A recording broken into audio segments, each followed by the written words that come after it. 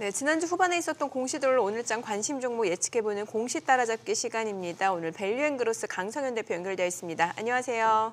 네, 안녕하십니까. 네, 먼저 지난주 후반에 있었던 강세 업종 테마부터 짚어볼까요? 네, 반도체와 2차 전지 업종 강세가 눈에 띄었습니다. 먼저 반도체를 보시게 되면 금요일 장전 삼성전자의 1분기 실적 발표와 함께 시장이 출발했는데요.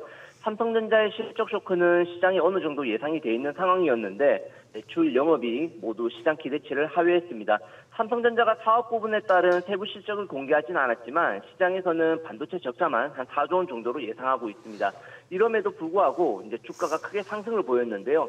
먼저 반도체 실적 악화는 이미 시장에서 예상된 부분이었던 만큼 업황 우려감은 주가 조정으로 좀 반영이 되었고, 중요한 거는 감산에 따른 이제 공식 발표가 나오면서 업황 저점 통과 기대감이 업종을 이끌었다 볼 수 있겠습니다. 이 부분은 수급적으로도 눈에 띄게 표시되었는데요. 외국인이 코스피 시장에서 6,900억 원 매수했고요. 반도체가 있는 전기전자에서만 8천억 원 넘게 순매수하면서 업종을 집중적으로 담았습니다. 그리고 철강, 금속이나 기계 등 그 외 업종은 매도 혹은 관망했다 볼 수 있고요. 시장 수급 쏠림이 반도체 쪽으로 나왔다 이렇게 볼 수 있겠습니다.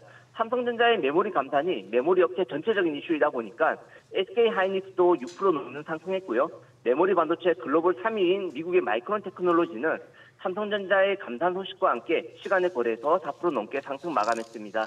그리고 감산 소식이 나오면서 JP모건은 보고서를 통해 메모리 재고가 2분기 정점을 기록한 이후에 지금 2분기거든요. 이제 하락할 것으로 전망을 했고 비중 확대를 언급하면서 기관이나 주요 투자사가 보는 반도체 업황 시각도 조금씩 전환된다 이렇게 볼 수 있겠습니다. 그리고 2차 전지의 상승세도 이어졌는데요. 먼저 LG에너지솔루션도 이날 실적 발표를 했는데 전년 동기 대비해서 매출이나 영업이익 모두 100% 넘는 성장을 보여주며 업종 성장성을 이제 증명했고요. 현대자동차의 아이오닉 시리즈에 실리콘 10% 이상 함유한 응급제 배터리를 적용한다라는 그런 일부 언론 보도에 실리콘 응급제가 부각되면서 대주전자재료나 KBG 같은 종목들도 상승 마감했습니다.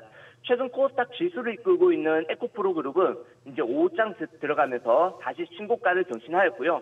같은 소재 업종에 영향을 주면서 지수 강세를 이끌었습니다. 이렇게 2차 전지 업종도 이제 상승 기조를 지속적으로 이어갔는데 다만 투자자분들께서 좀 주의하실 점은 업종에 대한 수급 쏠림 현상이 워낙 심하다 보니까 반도체나 2차 전지 업종이 강세를 보일 땐 지수 대비 타업종 흐름이 지나치게 약세 흐름으로 좀 보일 수가 있거든요. 이런 경우에는 지수보다는 업종이나 섹터 흐름을 보면서 이제 시장에 대응할 필요성이 좀 커지고 있다. 이렇게 보시면 되겠습니다. 네, 강 대표님의 메시지 중에 이제 쏠림이라는 게 이제 눈에 들어오네요. 네, 지난주 그러면 금요일 날 나왔던 공시와 이슈도 한번 정리해 주십시오. 네, 먼저 SK이노베이션의 배터리 사업 회사죠. SK온이 미국 법인의 3,495억 원과 헝가리 법인의 1,737억 원을 유상증자 방식으로 출자한다라고 공시했고요. 이는 전기차 배터리 품질 강화를 위한 품질 인증센터 설립이 목적이라 밝혔습니다. SK온의 그 물적 분할 우려감이나 실적 등으로 타 업종 대비 조금 약세 흐름을 보였었는데 최근 3개월간은 저점과 고점을 조금씩 높여가면서 매물 소화하고 있는 중인 만큼 관심을 가져도 좋다 보이고요. 다음은 좀 좋지 못한 소식입니다. 그 AI 테마로 급등이 나왔던 셀바스 AI와 셀바스 헬스케어가 대규모 유상증자를 결정했다라는 소식입니다. 셀바스 AI 기준으로 본다면은 790억 원을 자금 조달하는데 이 주가 급등 전 1월 시가총액 기준으로 본다라고 하면은 절반 넘는 자금을 유상증자하는 겁니다. 좀 개인적으로는 굉장히 비윤리적인 행위라 생각하는데요.